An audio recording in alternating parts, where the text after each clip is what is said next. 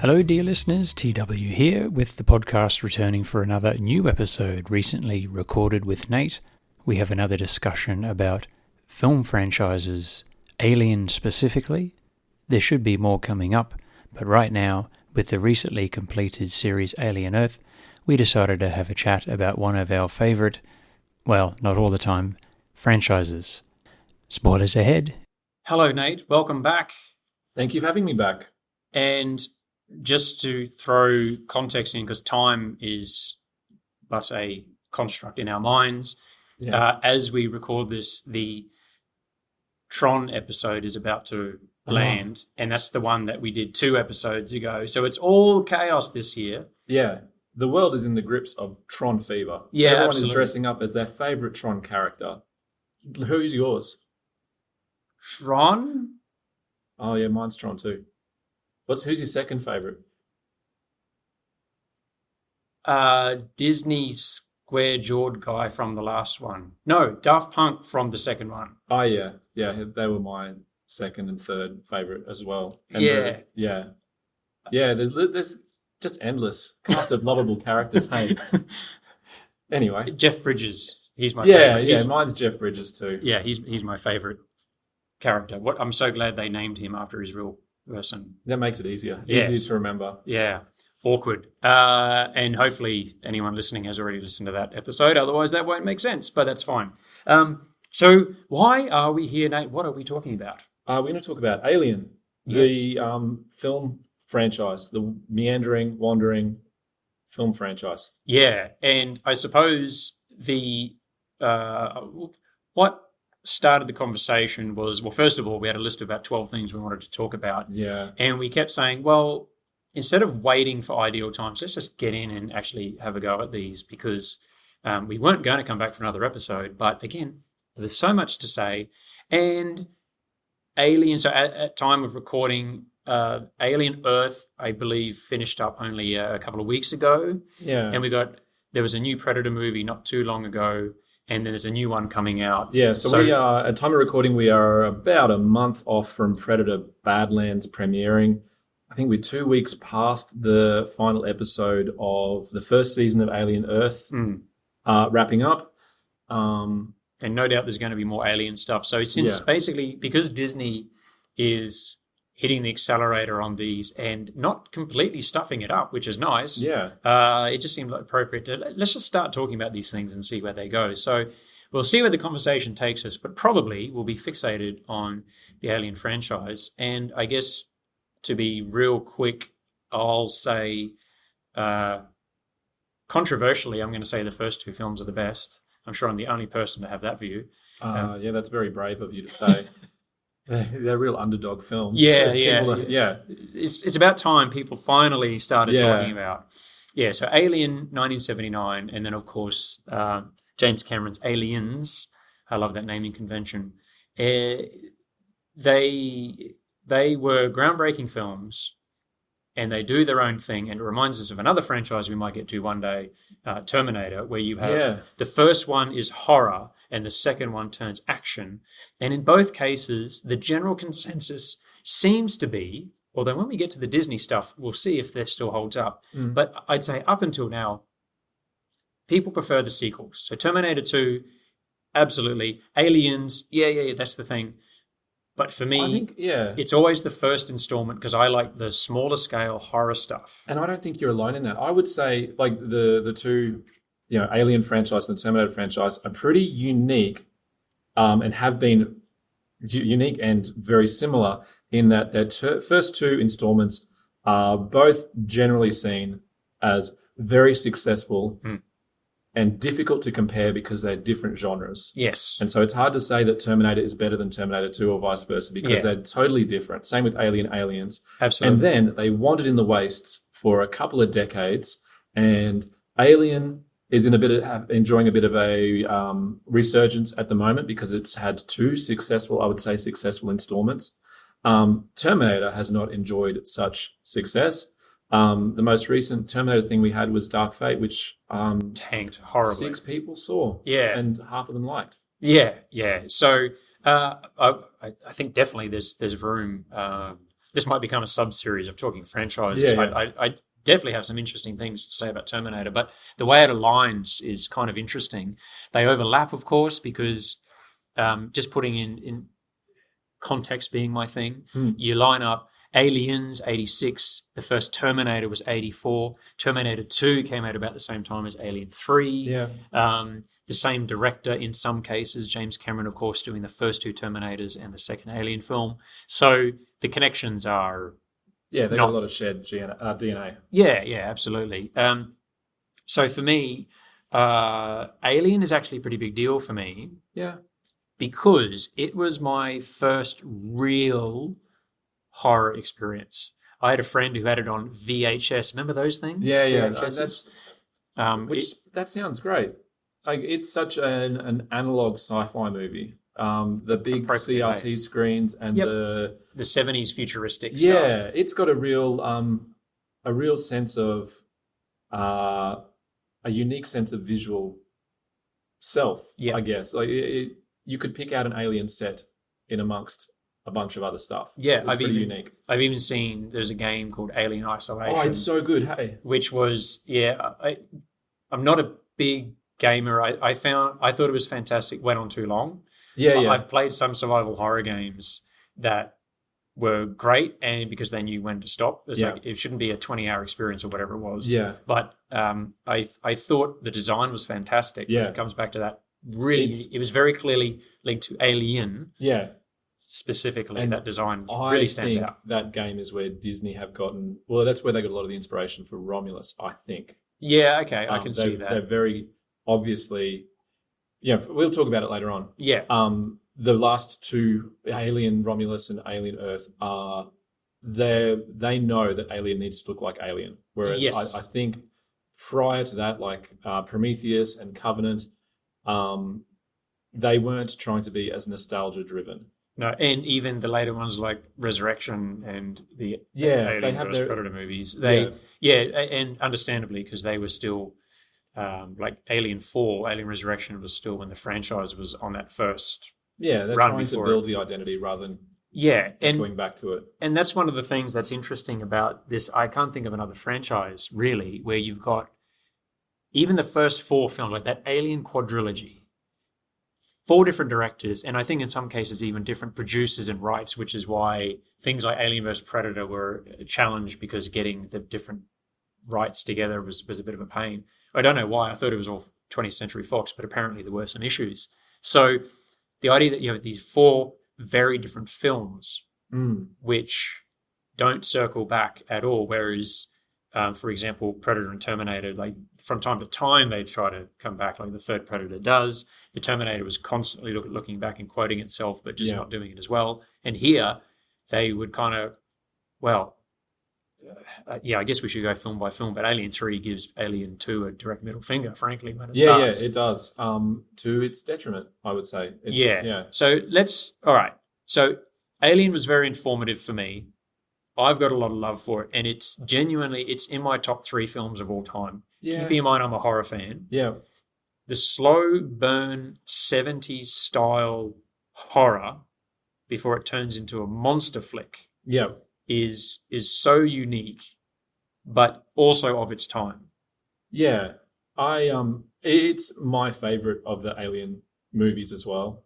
I think there's so much that is perfect about that movie that I don't even know now whether the people involved knew what they were doing was a genius or they just happened to stumble upon it. Like the alien itself and the gestation life cycle that it has is so targeted towards, like, Alien is a very sexual monster. Yeah. Like it is very phallic and slimy and gooey. Highly provocative and very, very confrontational conceptually, I mean. Yeah. Like the idea, and I won't swear, but I'm going to paint a picture with my words. Sure. The face hugger jamming its thing down your throat and spilling its baby into your belly, like that is a very real fear. That's a human fear that people have. Yeah, forced impregnation is a highly confrontational thing. And what I like about it is that it happens to a male character first. Yeah. And I think that was really important because I think for a lot of people who see it, for a lot of men who see it, for a lot of males who see it, it's maybe the first time you're confronted with I think that's right. I think it's very much, it's the first time a man being like, oh, that's what that would feel like. Yeah. I'm all of a sudden, I'm terrified of that. It never occurred to me before that was a possibility. Yeah. Now it is. Yeah. The collection of ingredients was absolutely spot on. Back to what you're saying, did they know it was genius? I think they knew when they saw Giger's designs. They were like, holy hell. Yeah. Alien franchise would have been probably one successful film, moderately so, if not for H.R. Giger, who then... It's that creature. Yeah. Yes, you needed the writing, O'Bannon and so on to do a simple but effective script. Yeah. You needed some great actors in the right roles. Yeah. You needed Ridley Scott, who understood how to do pacing. Yes. But without Giger's design, I don't think... Or another one, what if it was just the alien and you bypassed the egg facehugger sequence? It would have been just a monster in space thing. It doesn't work as well. Yeah. You need that kind of, it's that mystery. Like, what is this thing? Yeah. It's not lurking in the shadows. It's there in plain sight, but none of us understand it. Yes, exactly. And you've got the hostility of space. Yeah. The isolation of space. And that's what it really was. Before we went into all the mythology that... Oh, let's save that because it gets worse with every movie. Yeah, stop adding lore to this thing. It's a metaphor for, among other things, we already mentioned the assault aspect. It's a metaphor for space itself. Space is terrifying and mysterious. Yeah. And we're not equipped to deal with it. We're really, really not. Yeah. It's doing what like Jaws did for the ocean. We're not equipped for the ocean. What are we doing in there? Yeah, we don't have gills. Why we gave those up hundreds of millions of years ago or whatever. Yeah. So it's the frontier story. It's like this is we're out exploring a space of conflict. Yeah, and these movies have been done before, of course, with just the full-grown alien. The B movie, the 50s, and those layers of like the life cycle and that, like we said, that's where this thing really excels and stands out. But it is among many things, it is a monster movie. The Alien, and you could argue the Predator and the Terminator are I guess they generally say born out of the 80s mostly, despite Alien being 79. It's the 80s versions of the Wolfman, Frankenstein, and probably Dracula, I suppose. Yeah. So every era, since the 30s, every era seems to have their thing. Yeah. And that was ours in the 80s. And the ones, and there's always imitators, but these ones stood out. And the common thread seems to be the first installment, just they nail it. Yeah. And creature design. Yeah.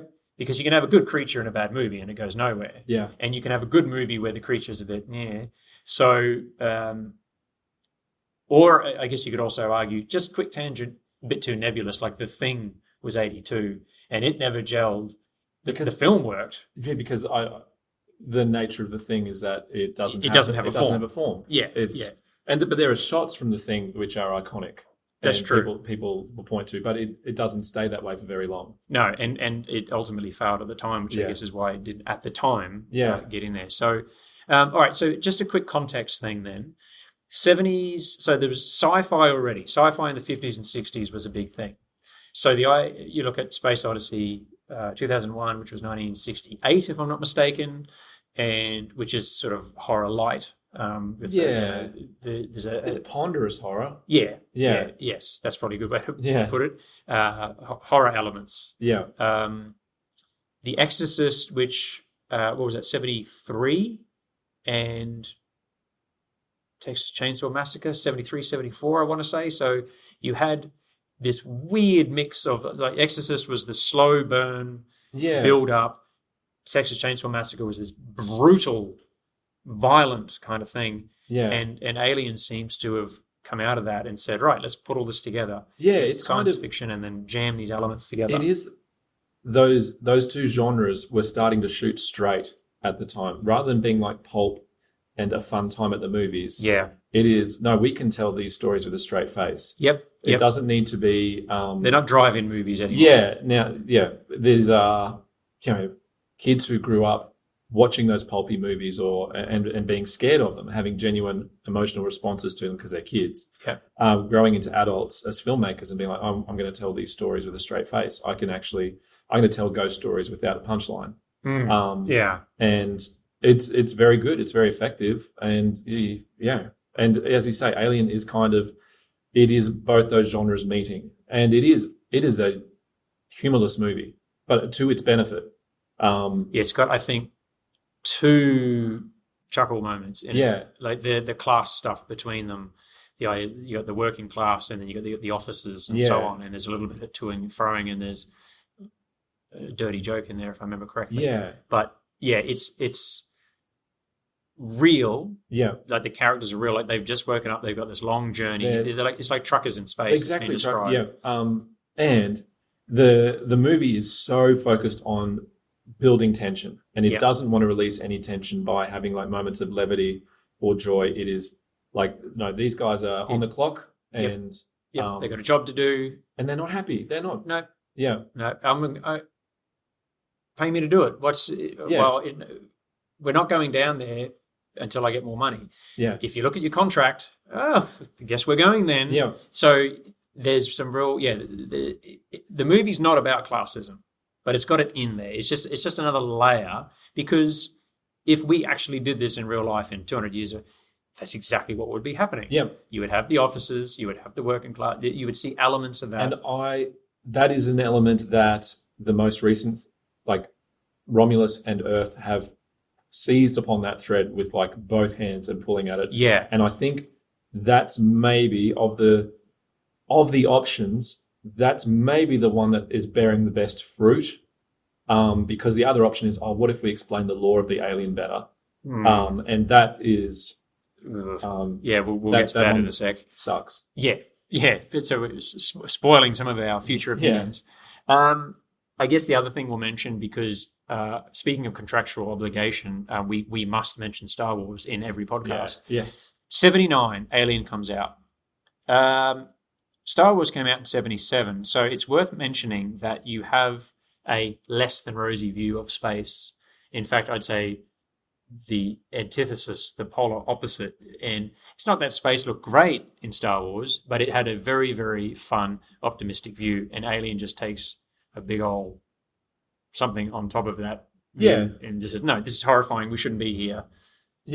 It's Star Wars is, it's a fantasy movie. It's fantasy that is sci-fi rather than... Alien is kind of like, as you said, it's a very cunning movie in that it may look more like Star Wars, but under the costume, it's closer to Jaws. That's in terms of like what blockbuster probably led to this movie getting the money thrown at it that it did. It was probably Jaws. Jaws was kind of like, there is a market out there for a big budget horror movie.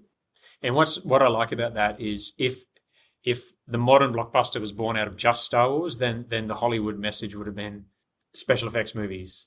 But because the first one was Jaws, it went, oh, no, it can also be horror as well. So they were willing to try some things. And I think you're right.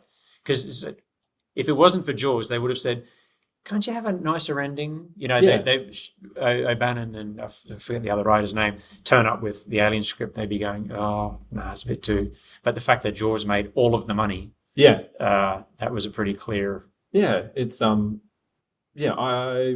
fact that you can mass market a horror movie, that was unprecedented. That's the thing that was lost. I didn't realize what do you mean the first blockbuster? There was big movies before. What they mean is what used to happen before Jaws. Here's a little nugget of recently. This is what happens when you spend 10 times the Patreon money on books. Literally 10 times the money that's coming in. So what you used to do, so you're the studio, right? You are releasing a film. You have two choices. You either go for mass screenings. 1,000. We're talking North American here, of course. Because that's where the only marketplace that matters. And until the 90s, really did. Until... You made your money or not in North America. Yeah. And that was really it. So that's another discussion, I suppose. But you want 1,000 theaters or whatever it is opening on the first weekend. And that generally meant you had a stinker and you didn't want word to get around. In the pre-internet days, that's what you did. Yeah. And your really good films is that you would market strategically and release it in LA and then move it to here, then to New York. And you'd have, I don't know, a couple of hundred screens at a time and really target your marketing and so on. And you'd let the word of mouth spread ahead of you and so on. So the idea that they did the mass release for a movie that they believed was going to do well was unconventional. But the fact that it was a horror film, of all things, so maybe they didn't realize what they were doing. I don't know. But nevertheless, that's what they say. It's interesting. Yeah, you can do a mass release on something. Yeah. And it will do really well, not just cover your cost and then you get the hell out of there. It's a big gamble, because you can't do that unless you've got a significant pre-release advertising budget. You can't open up all those theaters for a movie that no one knows is coming. Yeah. And so the first Jaws trailer is pretty iconic. Yes. And the tagline about it being safe to go back in the water. Yeah. But they didn't know it was going to work ahead of time. It was still a gamble. It was a massive gamble. Obviously paid off. Yeah. And Star Wars is less iconic in its lead up. You point to that first trailer for Jaws. But Star Wars was an overnight success, so obviously that campaign worked. Yeah. But the Alien trailer, man, that is got to be one of the best trailers ever produced. Yeah, it's iconic as well. And that poster, the initial poster, where it's just minimal. In space, no one can hear you scream. The golden age of movie posters where it was just simple. You didn't have that's my pet peeve. I got so many pet peeves, so I Noah's Ark of pet peeves. That'll be one podcast. These are the grievances I've got. But every movie poster in the year 2025 is the bunch of grapes format, where it's all the different heads of the characters looking out at different angles in that kind of inverted triangle. Whereas in the 80s, you've got Ghostbusters, Alien, all the way up to Jurassic Park. Those iconic, simple design with a tagline on there. And those posters hold up. They are incredible works of art. And the irony is that generally, if you see that style now, it's probably because it's a cheap movie and they don't want to put all the actors on there, because then you realize that they're all no-name actors because it's just a cheap film. So, yeah. Anyway, okay, so Alien, we agree. Great. Yes, we can probably stop salivating over that film and move on. Have you heard the story about James Cameron's pitch for the Alien sequel?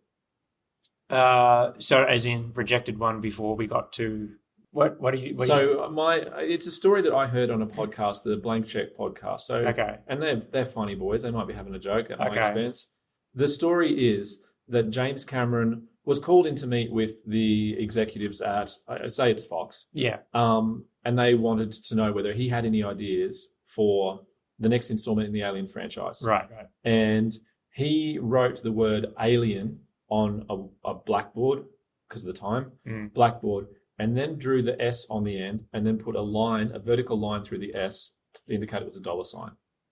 And that was his pitch. Okay. Is just to do Alien with more aliens. Okay. I that makes all the sense in the world. I wasn't sure you're talking about he had this really, really wacky idea. Ridley Scott wanted to do Gladiator 2, where Russell Crowe's in heaven and stuff. You hear all these really wacky... Oh, yeah. That's a real thing, by the way. That nearly happened. I hear what you're saying now. And I don't know if that's a thing that somebody thought of and then attached because it makes sense, or it actually happened. But either way, it makes sense. It fits with the final product we got, because Aliens is such a commercial movie. Yeah. It does it incredibly well. James Cameron is unique. I keep saying, he is very talented in that he is able to make commercial product that is respectable. Yeah, I mean, it's worth mentioning that was so he basically goes Terminator straight onto Aliens, and then Abyss, which was less successful but still he built a lot of goodwill with Abyss though. He lost a lot of money, or he spent a lot of money on that. I don't know whether he lost it necessarily, but it was a nightmare production. He almost got Ed Harris killed. Yeah, it was a bit of a mixed bag. Yeah. And then, the James Cameron of today wasn't really there until Terminator 2 made all of the money. How they approved a $100 million budget for James Cameron at that point is beyond me. Yeah. But that's when it was really cemented. And when since then, of course, he's incidentally had the highest grossing film of all time several times. Yeah. But and we'll probably do it again, frankly. But it wasn't clear. Like, yeah, Terminator did well. We'll get him to do Aliens. It wasn't clear that James Cameron was going to be massive at that point. It makes sense to hire him for Aliens because Terminator is a horror movie. Yeah. And it was a special effects horror movie with action. Yeah. And so yeah, it makes sense. It doesn't make sense that he's like, well, because there's not a lot of horror in Aliens. It's an action movie. It's like all of the dressing. Yeah. All the set dressing is horror. But the face huggers are really underplayed. There's one chestburster scene is like, yep. And what I like, though, is it's not a quick reference. It's not like every bloody Terminator and Star Wars sequel that you have to say those same 3 lines over and over again. It's part of it. It's like, no, we got here too late. Yeah. But not that late. Yeah, like one of them was still alive. Oh, no, she's dead because of a chestburst. Like, it made sense for the plot, but it was a good callback. Yeah. But absolutely, it's underplayed. There is one good, I would say the facehugger scene is the quintessential horror element because it's the 2 characters stuck in a room. Yeah. It's the Jurassic Park kids in the kitchen with the velociraptors. It's that scene. It's very, That's a pretty effective scene. And I think what he does well is he escalates. He goes layers and layers and layers. So we're not recounting plot here. I don't think we need to. No, go see these movies. Yeah, just go and watch them. If you haven't seen Alien and Aliens, what are you doing? Do that. Yeah. Don't pick your kids up from school. Delay that. This is more important. They'll understand when they're older, not immediately. Our lawyers have contacted us and told us that you should definitely still pick up your kids from school.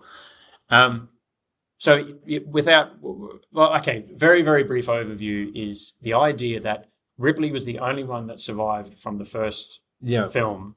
It's now decades later for hand-wavy science reasons, doesn't matter. She's still the same age. Yeah.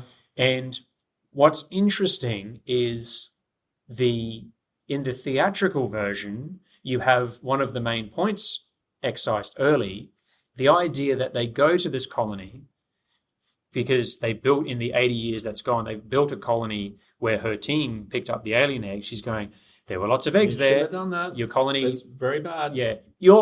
Don't be silly. Don't be hysterical, young lady. Oh, by the way, we lost contact with the something's colony. gone up. Can you go out there and check it out for us? Yeah. And then she meets a little girl called Newt.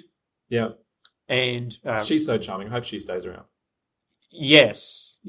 I can't wait to see what happens to Newt in Alien 3. Yes. I look forward to many more scenes with that character. Even one I'd be happy with. There is one. We'll come back to that in But I just want to see her alive and moving on. Well, now you're getting fussy.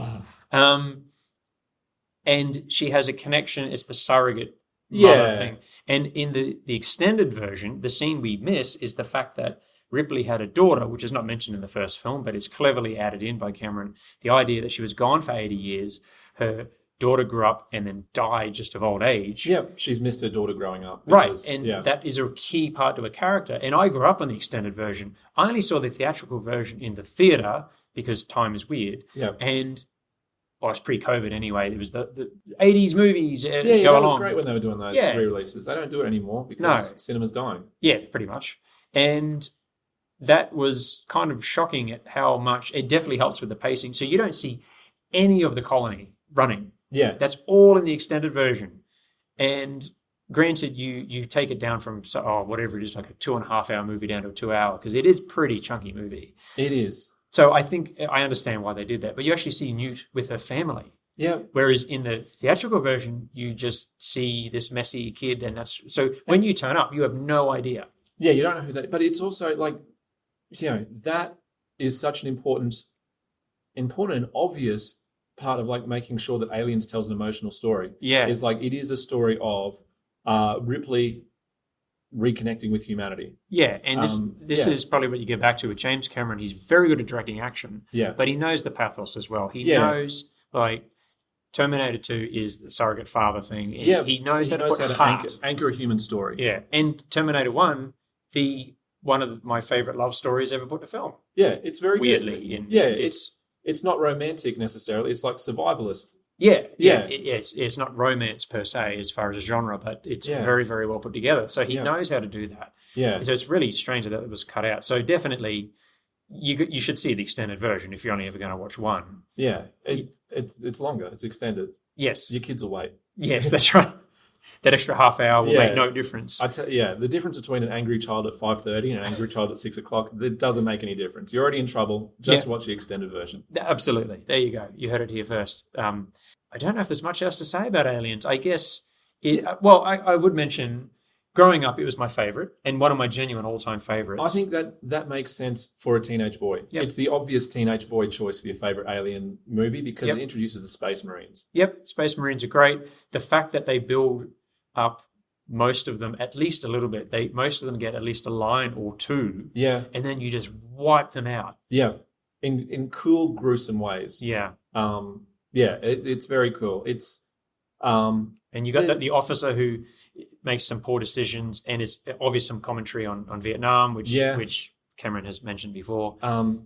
but that invention, like I think that's the first time Space Marines or that archetype are on film.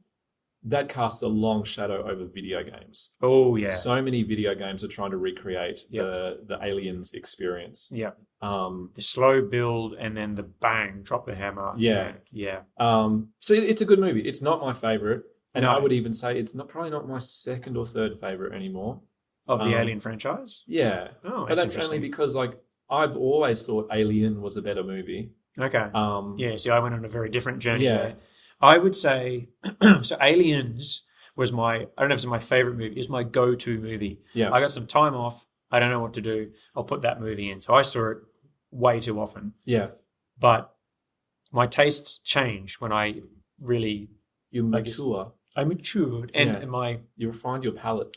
something like that. You don't need the sugar anymore. There you go. Yeah, And I really internalized the joy I have in horror films. Yeah. And naturally, I go back to Alien. But I would say now, Alien, like I said, is in my top 3 horror films of all time and probably my top 5 of any genre of all time. yeah, Whereas Aliens wouldn't feature in top 10 of either of those lists. yeah. I really like it. It's a good film. It's good. But It's not James Cameron's best movie. no, I would say. it's not his best even from the 80s. I would Yeah, actually, I rewatch Terminator every year. I really like that Terminator is film. probably a better movie Yeah. than Aliens. I'd say Aliens is technically probably better. Like there's some weird editing and stuff that happens in Terminator where you only notice if you watch it every year for 10 years. Yeah, But you sort of, and fair enough, it was only, his second feature or something. Piranha, and then it was Yeah, I think that was it. yeah, So pretty, I mean,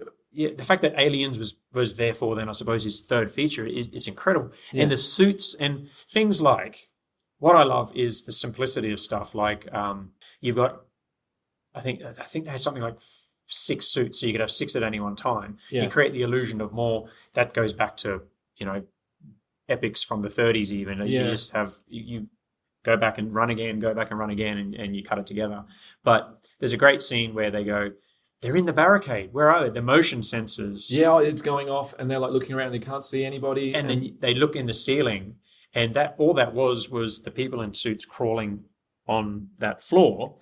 But then you just turn it upside down, and it looks like on the ceiling. So simple, but it Yeah. just makes it a little bit creepier. yeah, And that iconic bit, yeah, which I know was brilliantly done in the first film. yeah. Probably my favorite scene is the Ash, the captain being killed in the first. Going back to why the first one is very obviously better. Mm. The sound design on Alien is Yeah. incredible. Yeah. That humming of the ship that is like Yeah. is so constant. Yep. Ever present. Yeah, And Aliens does all that stuff well, it does. but Alien, yeah, you're right, it absolutely nails it. Also, got to mention, a lot of love for, there's an overlap here again with Terminator. Lance Hendrickson as Bishop in Aliens is fantastic. He's one of my favorite actors. He's one of those actors that is just everywhere. Yeah, And he's one of the policemen in Terminator. He is the character of Bishop is kind of everywhere in the franchise, but Yeah. he's so well cast in that because you've got the evil android from the first film, yeah, And now he's just, we don't know. And If you just watch these films back to back, you think, is he bad? Yeah. And they purposely play a bloke who he plays it really sympathetically. Yes. And that he just gets that balance Which really is, right. that's a trick that James Cameron then used again for Terminator 2. Where subvert. The bad guy is now a good guy. Or I'm not sure what to make of this person because I'm used to them as a villain. I'm used to this type as a villain. And now they're seemingly helping, but how trustworthy are they? Yeah, Can they be corrupt? Sowing doubt, which you forget when you've seen these films 10 times. Yeah. I do like to think for a second, take a step back. I think Aliens is also where we start to see like what are the franchise essentials. And the android character is one. Yep. We like the life cycle of the alien is one. We can't just see the beast. There has to be a life cycle. Yep. Female lead. You speed it up for your movie because it makes more sense for your movie. Female lead seems to be one of them. At this stage, it had to be Sigourney Weaver. And we should say, going back to Laurie Strode in Halloween, Jamie Lee Curtis, 1978. Yeah. So the idea that the so-called final girl, the Scream Queen, that started only in 78. So it was not a foregone conclusion that the survivor of the first film would be a woman. Yeah, but by 86, it absolutely was. By 81, Friday the 13th, aka Halloween, except not. Yeah, final girl in not every film, but almost every film. You got. One Nightmare on Elm Street does it. Like it's an archetype by of 86, it slasher was, movies. Yeah. So the idea that 86 is channeling this slasher thing is not quite right because, as you pointed out, it's not a horror film of the 80s because it's horror light, as you said before. But that influence is there. But you'd probably say if it wasn't for the return of Ripley, they wouldn't necessarily have done that. I think my argument is like at least Romulus and Alien Earth, Prometheus, like the Alien franchise is, what's the word? Like typified by having a female lead. Yeah. I might be mistaken. I don't think there's one with a male lead. There's a male like co-lead maybe. Yeah. Oh, definitely some co-leads. Maybe Alien Covenant has a male lead. If you're going to make the argument that because Billy Crudup's probably the lead in that one. That's true. Yeah, or, maybe it's at least a small. Yeah. Yeah. Whereas it's Numi. Yeah, she's the lead of Prometheus. Like that's and I think that's kind of because they recognize that the sexuality is part of the Alien recipe. Is that you have a female lead. The alien itself is generally, like in all these movies, it's female coded. It's always referred to as she, and we have an alien queen. Yeah, and she's laying eggs. She has a clutch of eggs. All this sort of stuff. Yeah. Gender and sexuality is essential to Alien, and I think they accomplish that by having strong female characters surrounded by male characters. Yep. And that's part of the recipe. It's not as obvious as the recipe ingredients that we see in Star Wars, where you need like the Force user and you need the dark, all that sort of stuff. Yeah. But there. These are the essential ingredients, and I think in Aliens they're starting to identify what the essential ingredients are, which they carry on into Alien 3. Yes. Now let's, being conscious of time, we might have to be briefer with the following films. I think we can because they're bad. Yeah. To be concluded.